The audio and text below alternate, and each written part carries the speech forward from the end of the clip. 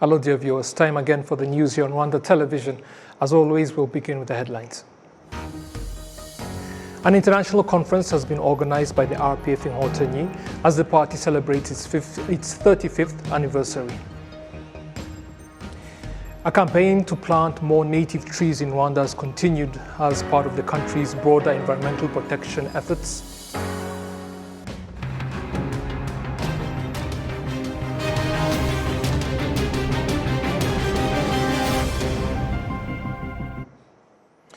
Thank you again for joining us. Now the details. The President of the Republic, His Excellency Paul Kagame, has pointed out that the lack of proper implementation of different development programs is hindering Africa's efforts towards self-sufficiency.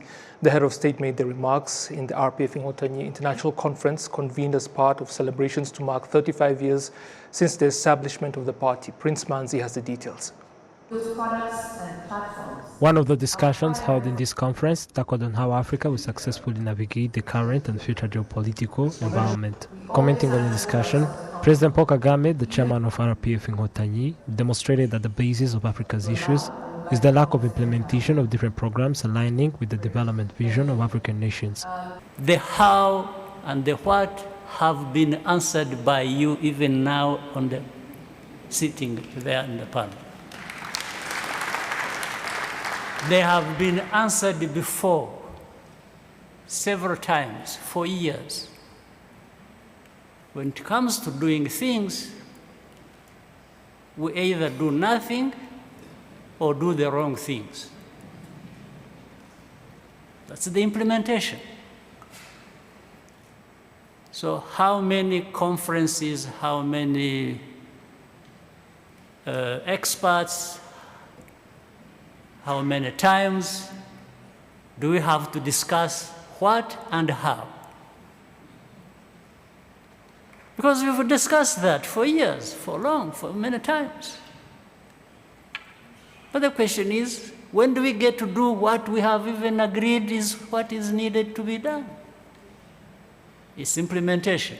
On Africa's collaboration with the rest of the world, Dr. Donald Kaberuka, the former president of the African Development Bank, demonstrated that Africa made various mistakes that had to be neutralized by the African leaders and the youth. When you talk to our friends from Europe, our closest neighbors, talking about Africa, they will talk about three things. We need to deal with migration. We need to deal with China. We need to deal with Islamic radicalism. I said, but wait a minute. We're not here to talk about Africa's problems only. We're here to talk about Africa's problems, also European problems, unless you don't have problems. And the person I was talking to happened to be an Italian. I had to remind him, I still have my numbers here, that up to 1980, 30 million Italians migrated out of Italy. 62% of Argentinians are of Italian origin. 2.3 million Italians live in New York. So what is so new? You have problems, we have problems, let's discuss them together. But for some reasons, Carlos says, each time we have to deal with this, whether it is climate, whether it is migration, what it is, we accepted some degree of a junior partnership. And that we have to deal with, especially the young generation. This was also emphasized by Dr. Carlos Lopez, a professor in the University of Cape Town, South Africa. The secret of implementation is being independent, being courageous, and being capable of confronting some of these difficulties. But obviously, you cannot do it without addressing the shortcomings of human life, such as corruption and other unethical practices that are always lingering around, and that you will have to have the capacity to actually stay focused and have this determination. Determination is really the word, because a lot of confrontation is going to be in front of us, but it is the determination that is going to make a difference. Nevertheless, some of the African nations, including Rwanda, are in the right track of development and self-reliance. The vice chairman of the RPF in Hortony, Dr. Christophe Bazivamo, states that preserving the achieved and investing in important matters is essential for Africa and Rwanda to achieve the development aspired. 45 years seems like a long time, but for those of us who have lived through the rapid changes that have happened in Rwanda, it seems like a short time. Much has been achieved by Rwandans working together under the committed and visionary leadership of His Excellency Paul Kagame, for President of Rwanda and Chairperson of RPF Inkotanyi, and of course also with our partners. But much hard work remains ahead. We need more tangible actions on the ground rather than words and documents for sustainable socio-economic transformation. The RPF Inkotanyi International Conference convened various members of the party, politicians from different political parties in Rwanda and other countries, as well as various experts from Africa and across the globe. Prince Manzi, RwandaTV News. During the international conference, it was also noted that building a country that promotes justice while giving priority to the needs of the people is one of the hallmarks of a nation with good policies. Adam Squizera with more on that. Among the discussions that were reiterated on this international conference of the RPF Inkotanyi, there was also the discussion that was reflecting on the role of good politics in nation building. Some panelists, including political figures on the African continent, pointed out that if there was no leadership role, this sustainable development would be a dream for a country like Rwanda that was coming from the genocide against Tutsi. And as I said, I've known RPF for the last 31 years. I'm impressed with the kind of discipline and the kind of sharpness of focus along the lines that you mentioned about being together, taking responsibility, and thinking big. Mm-hmm. And I think once you invoke these three principles, you leave very little chance for these minor issues to creep in. And I think in that sense you're doing very well. But don't drop the guards. Keep on, maintaining that kind of discipline, and that's what is making Rwanda move much faster than a lot of us around you. Justice, fighting corruption, and building a strong country based on the principles of democracy are some of the key points in having a successful politics based on the Rwandans' unity. Les décisions de Louis-Guillon ont été surtout une plateforme programmatique. These discussions created the policies that guided in the fight against corruption in 1998 that did not originate from Urugwiro discussions. It was from Chichuchiro too. And the government of RPF Inkotanyi at that time, a 2003 constitution followed, although most of its provisions were adopted in Urugwiro dialogues. There was also Gacaca, which gave the people the ability to accuse and try those suspected of involvement in the genocide across the country, which was not easy at that time. There is also a program of decentralization and development that involves participation of every citizen. Associé à un développement centré sur les citoyens. Tito Mboweni, the former governor of the central bank and the minister of finance in South Africa, expressed admiration for RPF Inkotanyi's achievement of allowing young people to contribute to the development of the nation. And one of the most impressive thing that you have done is your intergenerational policy. Bringing young people into responsible positions whilst the elder ones are still alive. Therefore, we can have that intergenerational mix. Very important. I understand that the average age of the government ministers is around 45. If that's correct, it makes the South African government very old. What piece of advice? Continue doing the good things that you're doing. Continue carrying the torch for the African Renaissance, pushing the African agenda very strongly.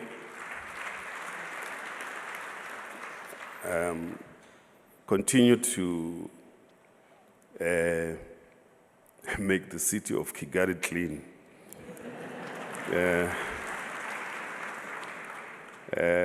And continue the developments that you are making. The Urugwiro dialogue, which took place in May 1998, was pointed out as among of the things that created true definition of a good governance. And that brings back to the definition, and I think I want to really end at the definition of good governance that this country took through the Urugwiro dialogue, which is accountability, transparency, and efficiency in using the scarce resources that this country has. So if citizens are able to grade the mayors on how much they allow them the space for participation, and if they are able to grade them on how much they are satisfied on delivery of the transformational journey, I guess that permits how we deliver on good politics. So the Rwanda Governance Board, which is the institution that is in charge of promoting good governance and service delivery, collects every year a citizen perception survey on service delivery. And through that, the citizens are able to inform their evaluation of the governance system of this country and the service delivery. And I wanted to just highlight that through that particular practice, we are able actually to even allow the space to understand how much those who are performing and delivering on good governance and good politics are doing it. These discussions were also a good opportunity to exchange ideas with some of the participants, including foreigners who appreciated the role of the RPF Inkotanyi in the development of Rwanda. All those shows that even though there are those who attack the country, it's mainly because the country is doing well. Adam Squizera, RTV News. Experts, members of the private sector, and the general public at large say that based on what Rwanda has achieved in close to the last 3 decades, the future is also promising. Figures have confirmed that the country's economy averaged an 8% growth over the past decade. Prince Manzi with more. Kigali city residents point out different indicators of Rwanda's development after the 1994 genocide against the Tutsi, the development that impacted highly the citizens. I stated basing on the obvious development. Asphalt roads, skyscrapers used to be in Kigali only, but it is now across the country. There are also modern markets, and they are even building more. Statistics from different levels demonstrate that poverty was on a 78% rate in 1994 and was on 38% rate in 2017. This was mainly driven by the economic increase of 8% in 10 years before COVID-19. Strato Habyarimana, an economic expert, emphasizes that there are different initiatives that made Rwanda one of the best prosperous economies in Africa.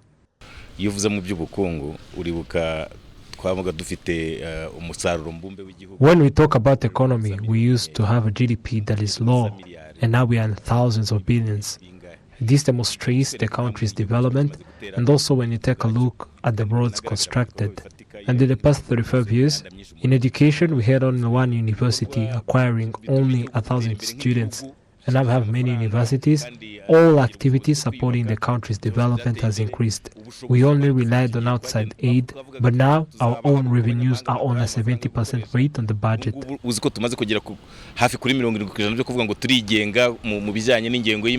The service sector is on the forefront in the country's GDP with a 48% rate, and the industrial sector contributes 25%.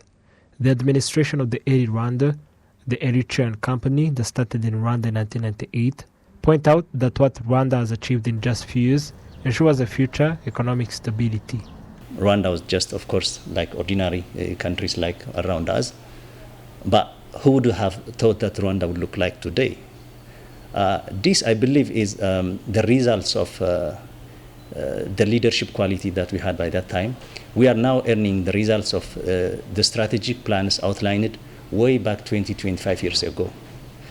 It shows the strengths of RPF, where when we see a strong Rwanda, it means that we have a strong institution like RPF. It's the result of the strengths of RPF that we are seeing today, a strong Rwanda. Rwanda aspires to become an upper middle income country by 2035 with $4,000 GDP per capita and a high-income country by 2050 with $12,000 GDP per capita. Chris Manzi, RwandaTV News. Now on to other matters. Health specialists have been reiterating that physical activities assist in fighting various health threats, such as non-communicable diseases and other various diseases. In the following exclusive interview, they highlight the importance of routinely doing physical activities and also the potential consequences of not doing so. You're still watching our TV news, and in today's health segment, we are going to talk about physical activities, highlighting its importance and also mentioning the consequences that may result from being physically inactive. We are with physiotherapists. They are going to talk about those benefits and also highlighting the consequences that may result from being physically inactive, to tell us more on the benefits of physical activities in general. What are the benefits of physical activities and how does it impact our overall health? Physical activity has a tremendous number of benefits from people of all ages. So from adult childhood till we just get into elderly. So, for instance, for the children, they have benefits to just have their improved brain activity, the intelligence is improved, their heart fitness, their lungs, everything, the joints functions, they have a number of benefits. Addition to the benefits reported by the WHO, it's crucial to exercise when you want to prevent disease such as heart-related problems like hypertension, diabetes, some form of diabetes, and some forms of cancers, including colon cancer, breast cancers. Those people who are involved in physical activity, including those types of exercise, it has been found that they have less risk compared to those who have sedentary behaviors. How many hours of physical activities are we recommended to take per week? The amount of time we need to spend, it depends on the age. Children 7 to 15 years old, which we call children and adolescents, they are advised to do activities up to 1 hour, but they can increase. Those who are involved in activity who spend more than 1 hour per day, it is increased.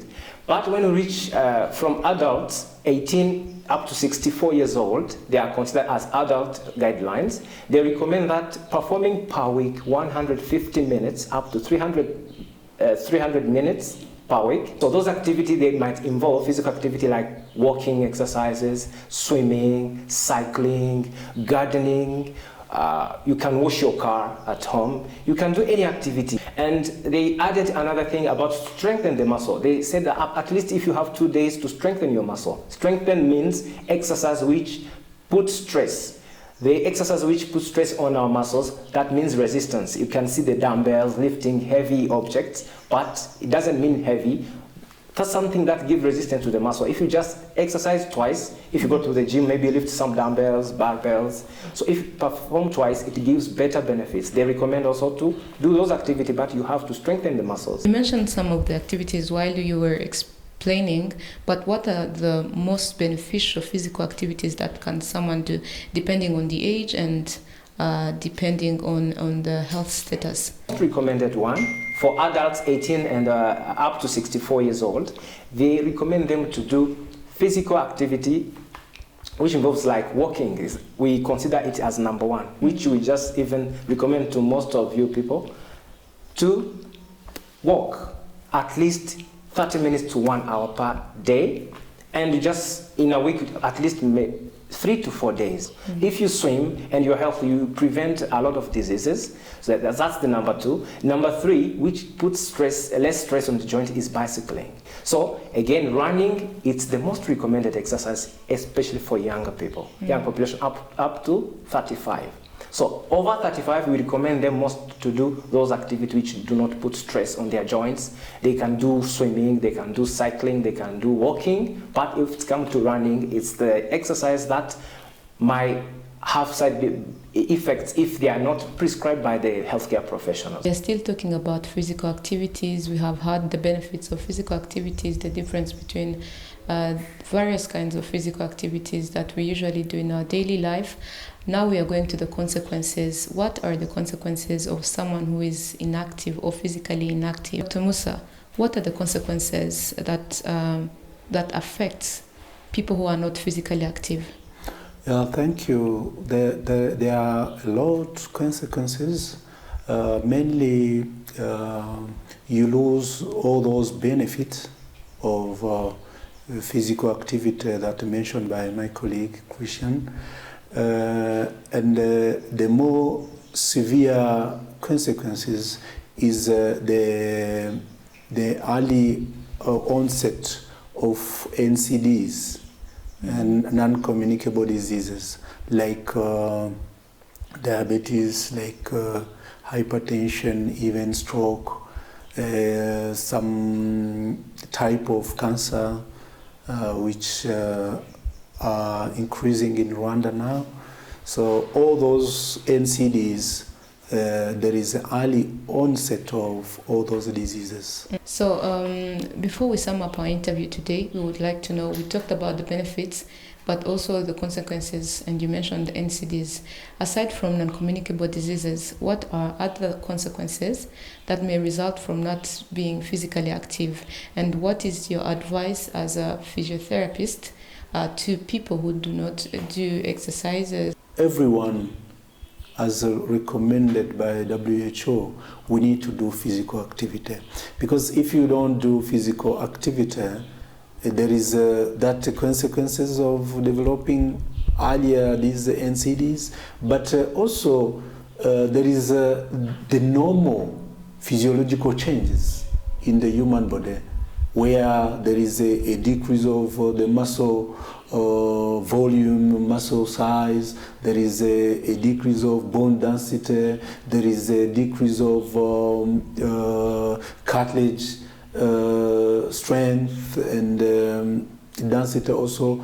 So all this we bring earlier these signs and symptoms of these physiological changes. But if you do physical activity, you delay these physiological changes. Apart from NCDs prevention or delays, even these physiological changes may be delayed or prevented. And it keeps you younger if you are exercising. Because if you have 50 years or 60 years, for someone who is exercising, another one is not exercising, even if you look at them, the strength, the fitness, and it is different. So as the Rwanda policy, like in Rwanda, there's these car-free days, there is these Friday sports for public servants. So all those are the policies to keep people healthy and younger. So don't be in sedentary life. Just exercise, do physical activity to keep you younger, to protect you from all those NCDs, and you know, to keep you fit. Olive Net is speaking to specialists on the importance of maintaining a healthy and physically active life. Now we'll move on again to another issue. Local residents in different parts of the country have been appreciating the fact that there is an ongoing campaign to plant native trees, some of which had all but disappeared in the country. Prince Manzi with more. The Gashar Mountain in Murambi Cell, Rwamagana district, there's a forest majorly consisting of natural trees with names that are new to some. Some of the residents comment on how the mountain was before this forest. Where trees are planted now used to be a bad place with a disordered forest and unclean. To find natural trees was very difficult. They say that the trees they were now being used to are not productive. The beauty of this forest and the cleanliness is a result of environmental preservation by residents and various stakeholders, including Umusambi village. Cecile Kaitanirwa of Umusambi village states that this is the fourth time they preserve the forest with natural trees, as natural trees are essential for humans and animals in general. Take an initiative of bringing back the indigenous trees because they were extincting. There are only some species which are remaining in the protected areas, so we wanted to bring them back in the wild. That's why we choose to restore habitats using the indigenous trees. And after 5 years, we are now about to do another biodiversity survey to see like how the biodiversity improved here. And it's obvious that this is a habitat that we created from microvertebrates to birds to other species, and we are really sure that there are a lot of biodiversity in this site for the moment. Beatrice Akiza of the Ministry of Environment states that the people have to understand the preservation of environment and the biodiversity is not for the government only.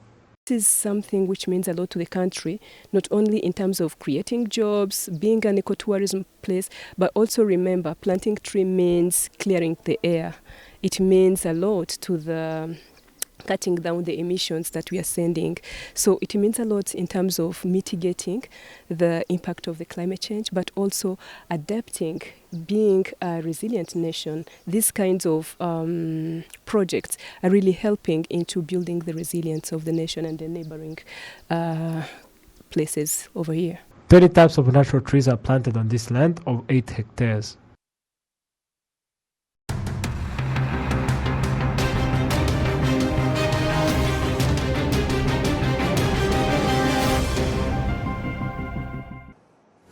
So that's the end of the news, but continue with Rwanda Television because the programs are ongoing.